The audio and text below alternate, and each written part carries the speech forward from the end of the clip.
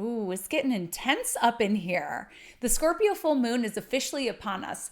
And today we're going to unpack the full moon chart and all of the important transits occurring within the umbrella of this 2 week time period, including one really major one, which is Saturn in Aries. We're going to be working with that transit for the next 3 years. I'm Katherine Urban. I'm an astrologer with top accreditation from both ESAR and NCGR. And today we're going to be employing astrology to help illuminate the path ahead and to offer us as much clarity as possible during these uncertain times. So let's pull up the chart and let's get into it.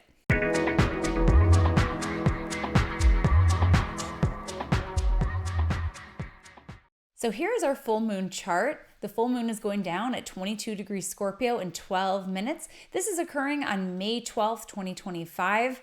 And this chart is cast for Washington, D.C., but please adjust for your time zone and your location. So the full moon in Scorpio is one of those sort of stereotypical full moons where like ancient lore will describe like the lunatics and people who turn into were people on full moons. And I'm not saying we're all going to be turning into mythical creatures or beasts or whatever, but I will say that emotions tend to run high on this full moon. And full moons are periods that bring out energy. They bring things into awareness. It's a culmination. It's a peaking moment. And we feel that in our bodies. We are biologically attuned to this planet Earth and the heavenly spheres around us. So we do feel these full moons. I mean, you talk to anyone who works in a hospital or a police station or EMS, first responders, and they will tell you that full moons are busier, generally speaking.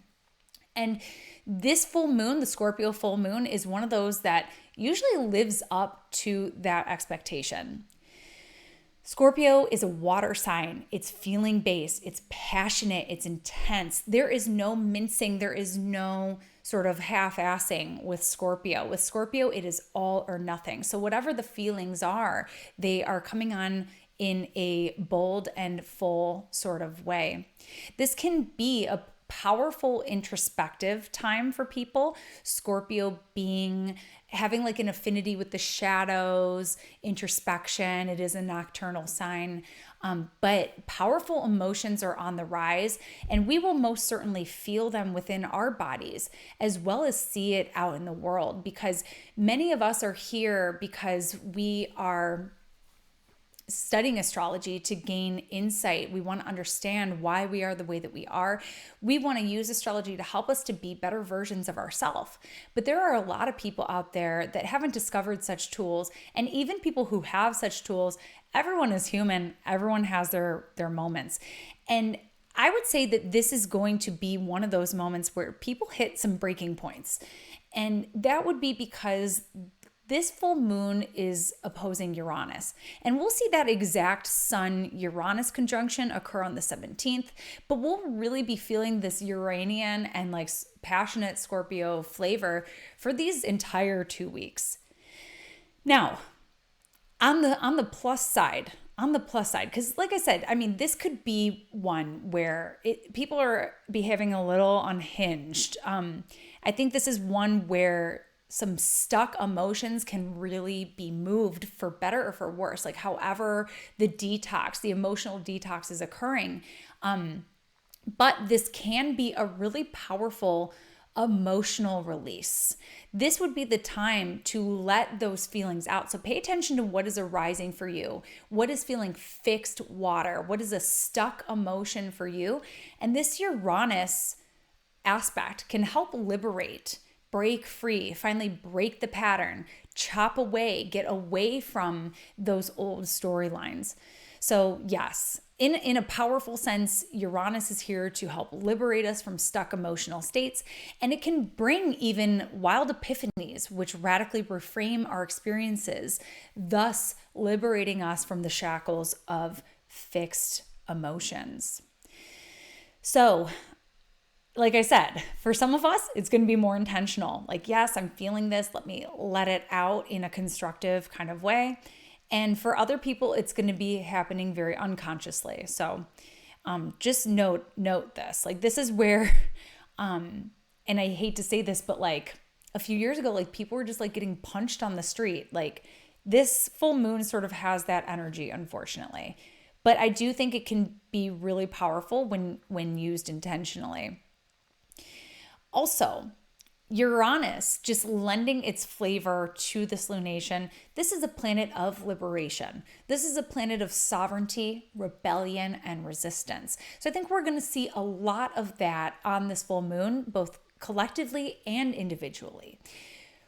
Many people who have strong Taurus placements and Gemini placements, get ready, have been experiencing this, where Uranus is inviting us to say, like, I don't have to do that anymore. And really, and I said Taurus, but really all the fixed signs, because Uranus has been making hard aspects to all the placements that you have in Leo, Scorpio, Aquarius. And Uranus is the aha moment, the realization that I choose something different. I no longer want to deal with that or carry that or be obligated in that way. So we're going to be liberating ourselves consciously in some ways. But notice where the intense emotions are arising and what that is pointing towards in terms of irritation. Now, speaking of irritation, this is a lunation that is ruled by Mars. And if you'll notice, Mars is in Leo, 11 degrees Leo, and it's fresh out of its retrograde shadow. So we talked about this a little bit in our last forecast video, but this is a time when a lot of storylines are wrapping up. We've got the Mars retrograde that story is officially complete. Venus retrograde, officially complete. Neptune in Pisces, that's almost done. Saturn in Pisces, that's almost done. Uranus in Taurus, that's almost done too. And Pluto in Capricorn, that's done. That's completely done. So in other words, 2025 is a year that brings these outer planets into completely different sectors of our chart, and all new stories are beginning in our lives as well as collectively. So right now, as we await in our Cancer house, Mars has left, Jupiter is about to enter. A lot of people have been reporting the sense of feeling in between because, yes, the irritation is over, but the good thing, we're still waiting for that, and it is coming.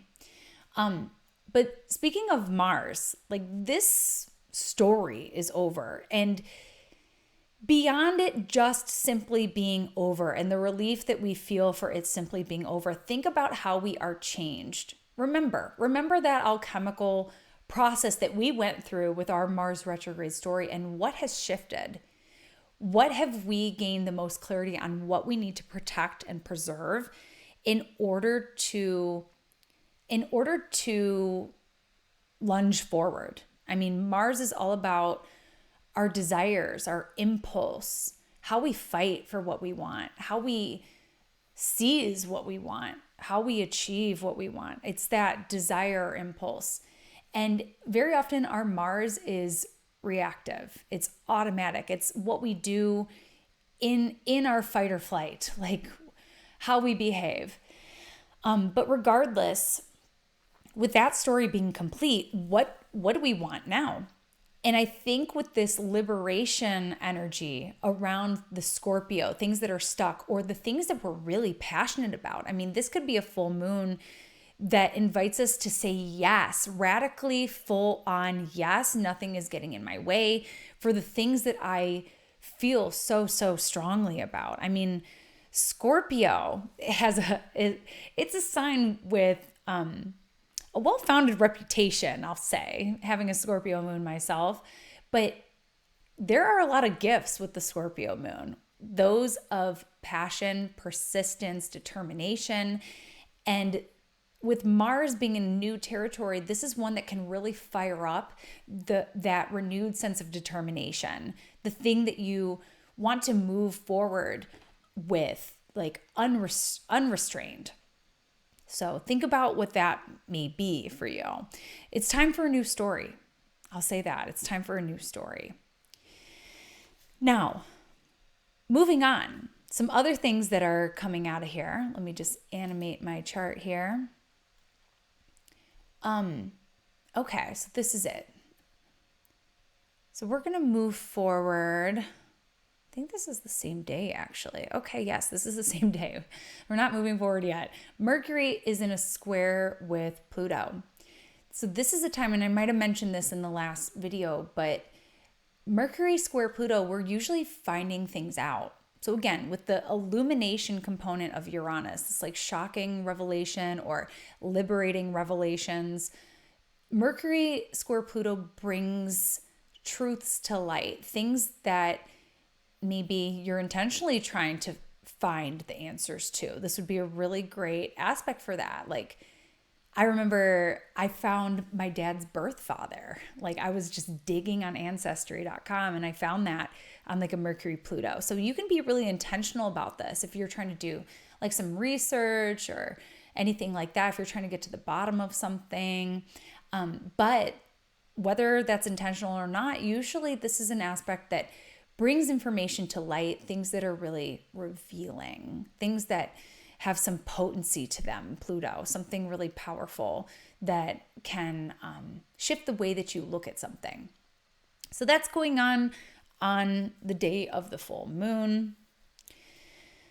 Some other things that are going on. Jupiter continues to square the nodes. So we're making choices around our beliefs, our morals, and how to live closer in alignment with what we feel is right or wrong or whatever. So think about how that's coming up for you. I talked about that a lot last time, so I'm going to move forward. But the exact dates of that are May 14th through 19th. Moving along to the 17th. So we're going to click forward to the 17th. This is the day of that exact Sun-Uranus conjunction.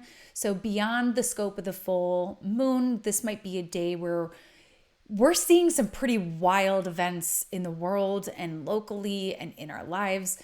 This can be really profound for ideas. So think about what sort of sparks of ingenuity are landing in your psyche around this time. From here, we've got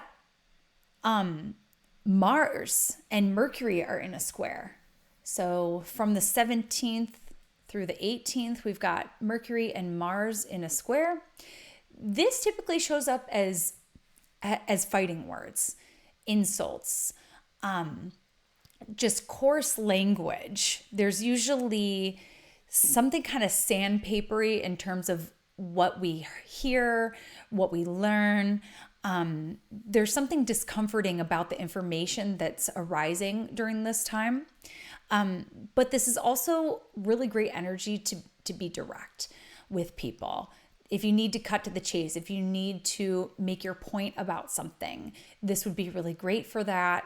Or if you're just feeling impulsive and you just want to speak your mind, even if it's just in like going live on your Instagram or what have you, this is really great energy for just automatic sort of instinctual sharing.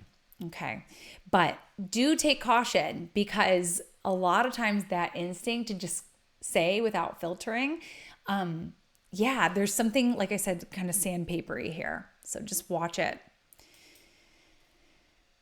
Moving forward, we've got the sun moving into Gemini. That happens on the 20th, although for our purposes here, I'm showing you May 21st, but Gemini season begins.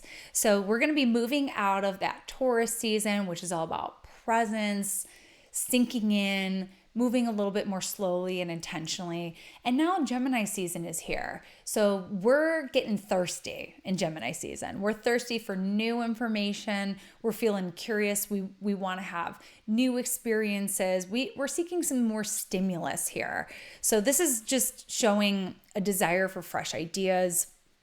And right away, the sun is going to form a sextile with Neptune. So actually right before that, right before the ingress, there's a little sextile with Saturn at the tail end, this anaretic degree here. So that's like an urgency sextile. So that's on the 20th. We're feeling this sense of urgency here. Like, I need to solidify something. I need to get clear with something. I need to make something concrete. I need to take ownership of something, grab the reins. But immediately after the Gemini ingress, the sun is going to form a sextile with Neptune. So this is kind of dreamy and creative. and elevating. Moving forward on the 22nd, and this aspect is part of the full moon as well, because we're going to see an exact trine of Venus and Mars. Again, Mars ruling the lunation. So we're seeing this even in the original lunation chart. But here this aspect is exact. So this is May 22nd. We've got a fire trine between Venus in Aries and Mars in Leo. This is a really dynamic and inspirational aspect. This is a social stimulant. This is the time to make plans, hit people up, plan the party, plan the vacation, whatever it may be. We may feel like inspiration or like provoked in a positive sort of friendly kind of way by our peers. Like this is one where like Mars and Leo being kind of showy and competitive, and Aries being very independent. Like this is where you're going to see your friends doing some badass things, and you're going to feel really inspired to receive that torch and carry it forward in your own way. Or you may be invited along to do something really cool. But again, there's tons of inspiration here. This would be a really great time to meet someone. This is really great energy for flirtation. Mars is an energizing planet here to Venus, our social life. So this is the time to take some chances, put yourself out there, and connect. So now we arrive at the big boss of this 2-week period, and that is when Saturn enters Aries. This occurs on the 25th of May. Yes, that's right. We're going to be working with Saturn in Aries until April of 2028. Now, we will have one last little blip of Saturn in Pisces beginning on September 1st when it retrogrades back into Pisces, and Saturn will re-enter Aries officially in February of 2026. However, our Saturn in Aries story begins now on May 25th, 2025. Now let's break this down, because Saturn actually struggles a lot in the sign of Aries. Now the objective of Saturn is to create order.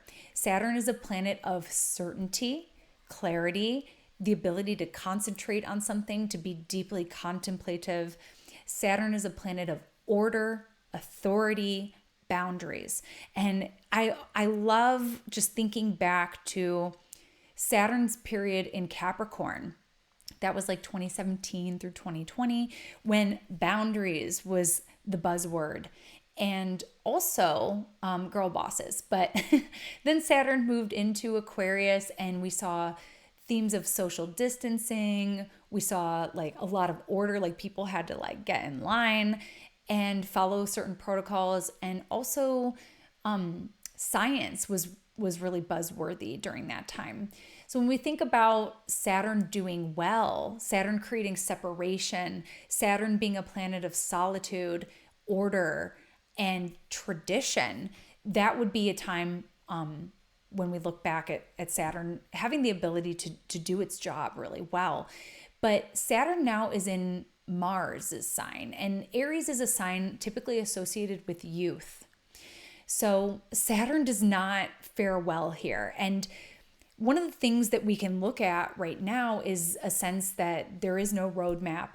There is no order. People, and I've been talking a lot about this with Neptune and Aries, about how it's kind of like the wild, wild west right now with these planets here in Aries. Like the rule books have just been thrown out. Like the old ways, we can't depend on them. They don't work. People don't want the old ways. People want something fresh and different, even if it's a little uncertain. So we're going to see a lot of issues with leadership here, because Aries is the place where the sun that has to do with leadership is exalted. And here Saturn is fallen. So it's the opposite. So we're going to see during this time lots of falls from grace for leaders. And we're also going to see a lot of underdogs. So simultaneously, we'll see a lot of people who are underestimated find their rise to leadership. We'll also see a lot of younger people take office.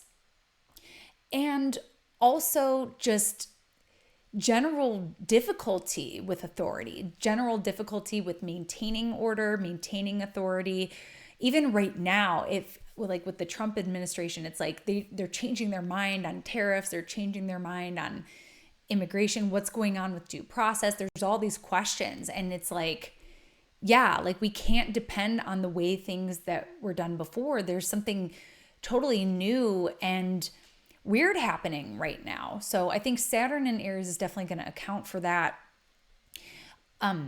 So yeah, we're going to be dealing with just like general incompetence, but also people being underestimated. We are going to see younger people, people with fresher ideas, people with different backgrounds taking over leadership. And that's not just politically speaking. Think about that on a local level or even on just like any kind of mundane level. Another thing we've been talking a lot about on this channel so far is the increasing potency of the Saturn-Neptune conjunction. So these two were pretty tightly moving together through the tail end of Pisces. We've been working with that energy, and now it officially takes on a new flavor in Aries. Now, we aren't going to see an exact conjunction of Saturn and Neptune to the minute until, I believe, February of 2026 next year. But they are going to be hella close. And I will consider this conjunction as happening right now simply because anytime we get anything like a lunation or a transit that is ruled by this Saturn, we can't talk about Saturn without talking about Neptune. We just simply can't. They're in each other's orb. They're on top of one another. So it's time that we really address this. So Saturn conjunct Neptune, this is a time when old orders, like we talked about just Saturn and Aries alone, orders sort of crumbling. Neptune has a doubly corrosive sand falling through the fingers sort of effect. We're going to see empires fall. We're going to see leaders fall. We're going to see just all kinds of structures and systems fall. And I think we're seeing that too in technology as AI gears up to totally revamp our lives and technology as we know it. And that's very scary, I think, but maybe also cool in some other ways. But anyhow, this has sort of like a rebranding of society sort of order. Like we're in for a completely new era there with that. And going the other way, Saturn kind of says to Neptune, hey, let's make this dream happen. What's the vision that you have? And so for those of you that have this part of your chart really highlighted, or you have planets in the early degrees of the fire signs or the early degrees of the cardinal signs, or you're born in 1989 when there was a Saturn-Neptune conjunction. And I'm not sure off the top of my head the earlier years. There's one in the 60s as well. But yeah, a Saturn-Neptune conjunction, if you're born on that, this is a really big time for you. And world building. This is a time of world building. Yes, some worlds are crumbling. Others are laying their cornerstones and building right now.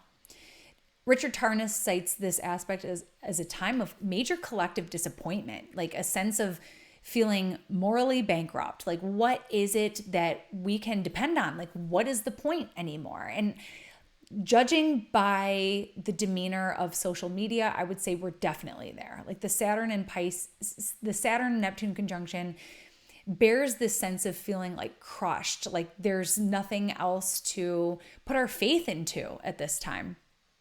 What this aspect ultimately invites us to do is to dig a little deeper. What can we put our faith into? And we need to really own that and embody that as we begin this slow but important world building process. And again, going back to what I was saying earlier in this forecast about Jupiter squaring the nodes at this time, how this is a time of questioning, like, what do I have faith in? Like, yeah, I was saying checking in with our moral compass, but what do you have faith in? Is it just being a good human, for example? But this aspect really invites us, I'd say both of these really invite us to start asking those deeper questions around what can we put our faith in? And what is like concrete in this ever-changing world where the sand is literally falling through our fingers and we don't know what's happening tomorrow? What kind of mainstays can we root ourselves into at this time? So that's a little food for thought. We are definitely going to be speaking more about this planetary combination over the next 6 months to a year. But for right now, I think it's a good time to wrap it up. You get the idea about the Scorpio full moon. I hope it's ultimately really empowering for you. And I hope that everything that comes to light is ultimately supportive in the grand scheme of everything.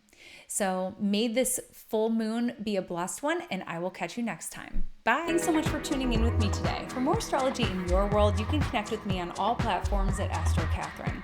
You can also find me at catherineurban.com, where you can book your year ahead astrological consultation. We'll zero in on your natal chart, your secondary progressions, your perfections, your solar return, and we've even got the monthly breakdowns and transits, of course.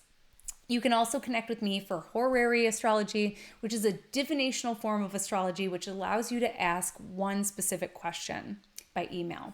We also have electional services, rectification services, and I also have a whole slew of webinars available for download.